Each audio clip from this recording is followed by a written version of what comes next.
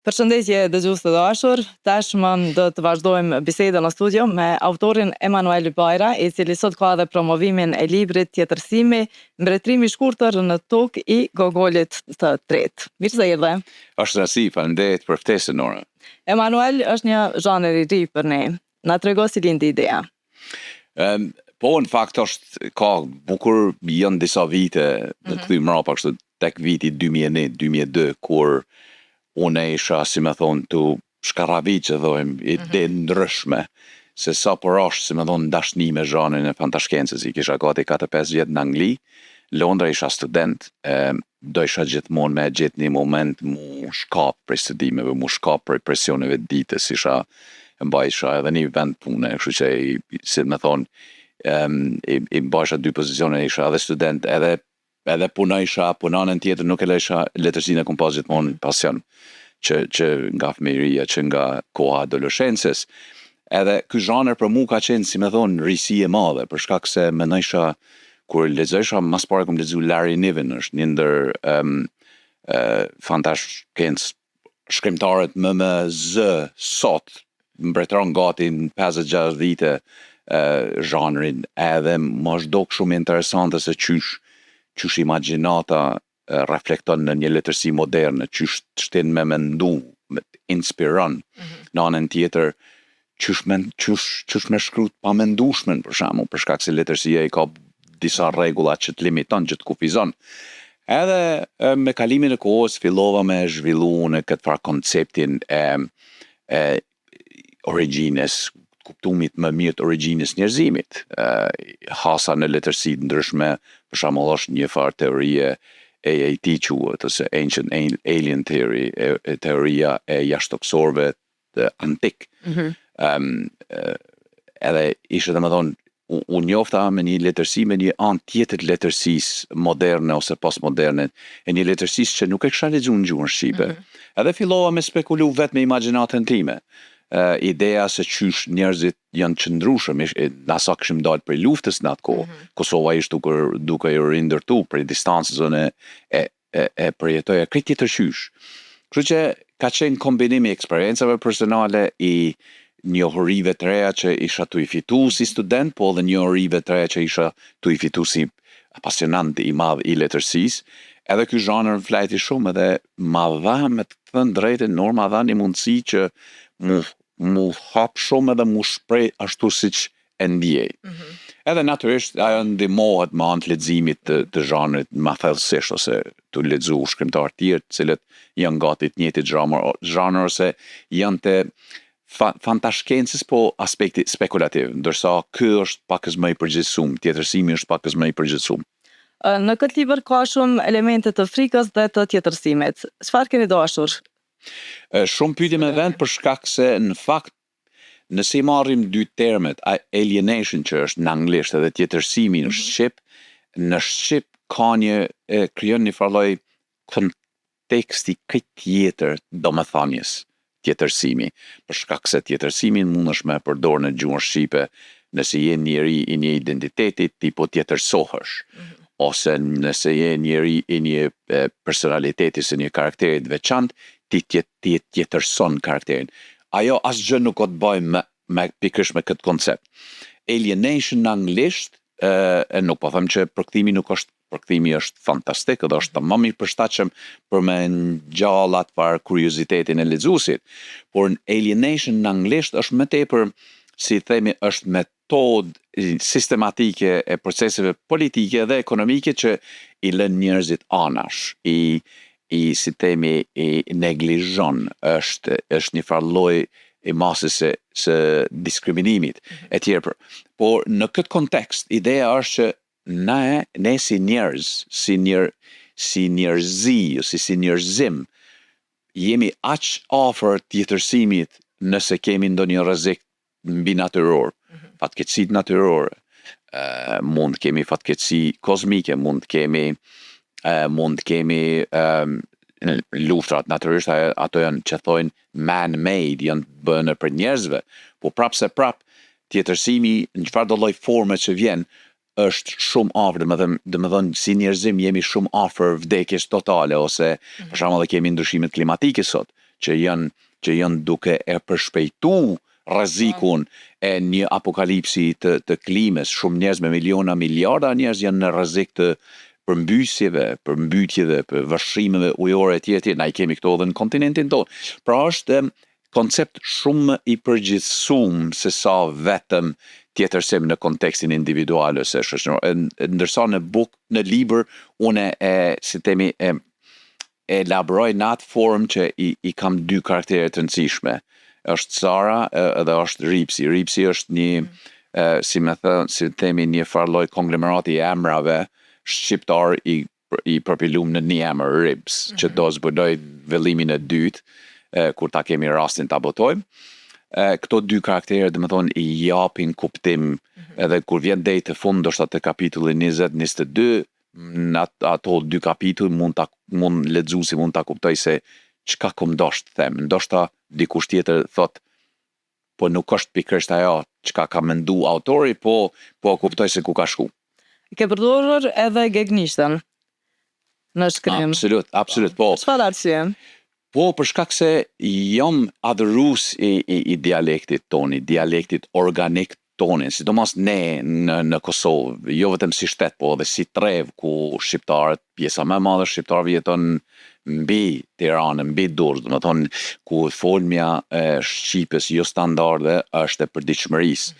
Edhe për mua gjithmonë ka qenë një preokupim që ne natyrisht standardi I vitit 1971-72 është standardi sotëm, por nga një herë si krijues, a jetë të kriju në Kosovë, a jetë të kriju në Shqipëri Veriore, ose jetë të kriju në diasporën, Mërgat, pozon bukur disa sfidat më, për shkak se për shembull në zhanrin në fantashkencë, në tjetërsim, më I lirë kam qenë të shprehem në gegnishte nëse do kisha shkru, që kam tentu shpesh edhe me ndërshkrim, se sa në standarden, jo pse nuk e dua standarden, po për shkak se standardja është standarde, vetë termi standard, dhe më thonë është një farë lloj sistemi I të shkruarit, që ti duhesh mu eduku shumë mirë me qenë teje të lexueshëm në standarde, në mënyrë që të rish ti jesh I sinkronizuar.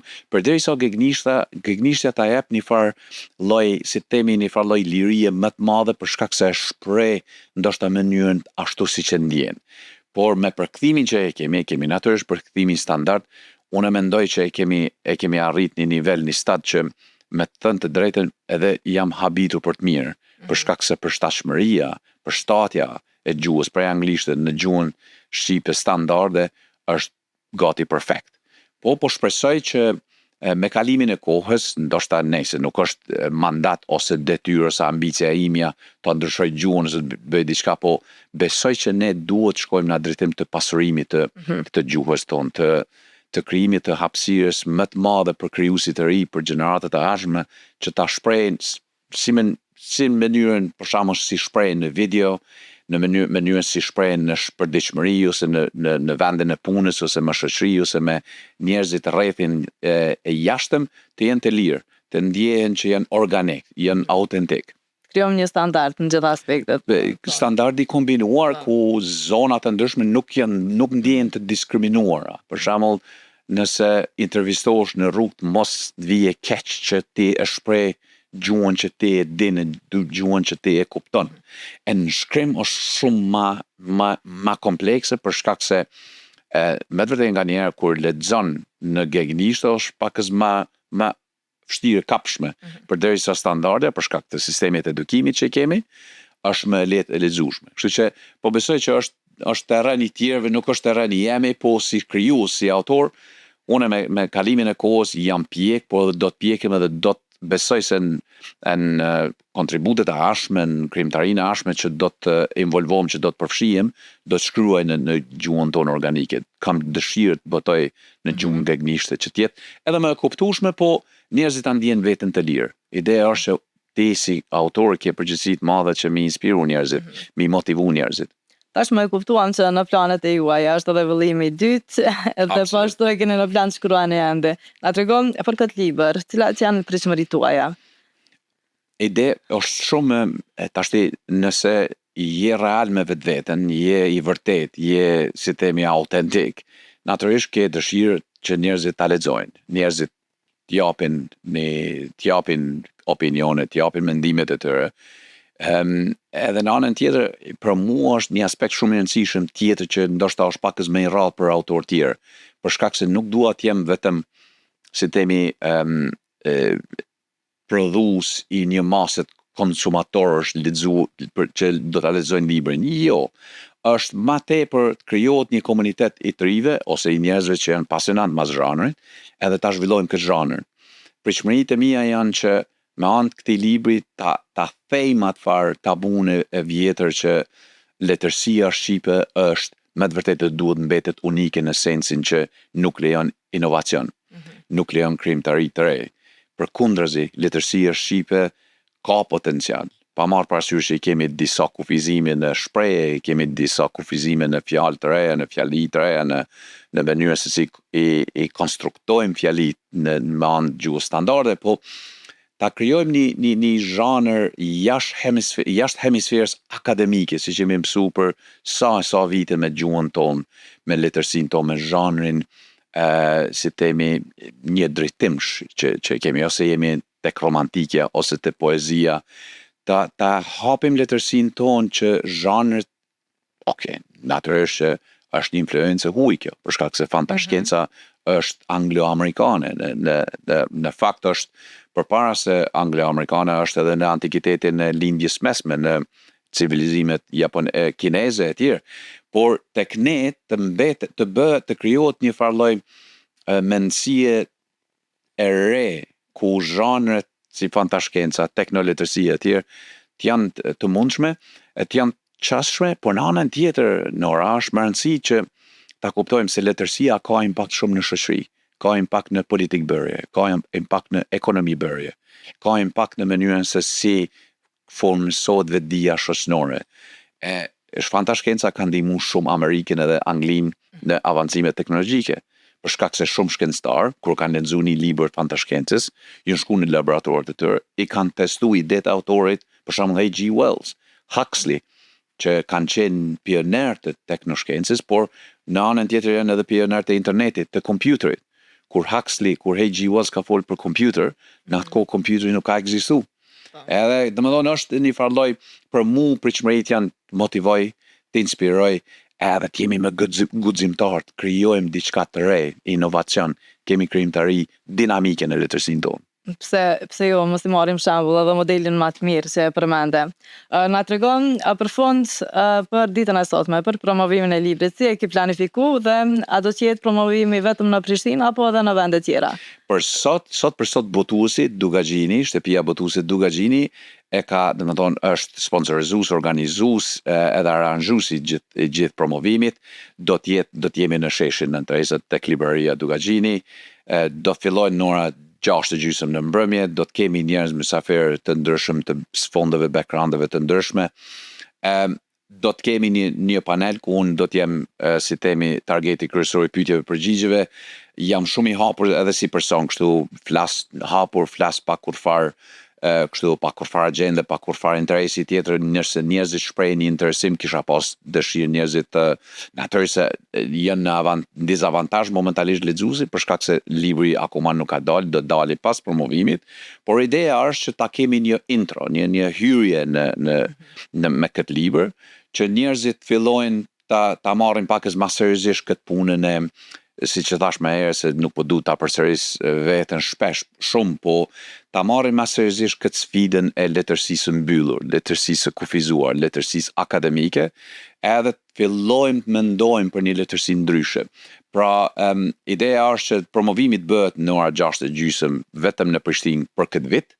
Atëherë planet në fakt ne jemi në diskutim me botuesin që të hapim horizontet, ta përfshijmë edhe Tiranën, por unë jam shumë si themi, jam kurioz edhe jam i vendosur që natyrisht vendlindja ime është Gjakova, qyteti i Gjakovës, ta bëjmë ndoshta ndonjë promovim atje, por ta shohim, nuk po du më shku me hapa shumë të shpejt, kështu gradualisht, për shkak se po du ta di një impaktin tek lexuesi, po du ta di një se si e marrin, se si e kuptojnë, se si e keq kuptojnë, nëse mirë kuptojnë, komente që do vinë etj. Mezi pres, por në anën tjetër, natyrisht që edhe vetë Aludove, edhe vetë thash edhe Aludova në fakt vetë, është vëllimi i dytë, vëllimi i tretë që gati janë të përfunduara. Risit janë edhe më të mëdha në vëllimin e dytë, vëllimin e tretë, për shkak se ka më tepër, si themi, teknoletërsi të re. Mos harrojmë 2001-ta, është dashur më kombinu diçka të dekadës së dytë, viteve 10-ta, dhe vëllimi i dytë do të ketë më ato më të fundit, por vëllimi i tretë në fakt do të ketë parashikime edhe për të ardhmen për shembull, kështu që duhet ta mbajmë lexuesin të rifreskuar. Dhe ideja është edhe ambicia e kam që pas promovimit sotëm ta fillojmë këtë valen, unë do t'jem këtë kohën online, do t'jem me promovime edhe individuale, personale, por gjithande edhe mundësi që më krijon. Natyrisht falenderojmë edhe për juve si Radio Kosovë, Radio Publike e Kosovës, që më jepni mundësinë, edhe shpresoj që fillojmë kjo vala e shpërndarjes së influencës dhe risisë në këtë zhanër të jetë edhe më zgjeruar. Unë ju falenderoj shumë që gjetët kohë të jeni pjesë e emisionit tonë dhe ju uroj shumë suksese. Shumë faleminderit Nora, ishte kënaqësi dhe nder për mua. Faleminderit që më ftuat.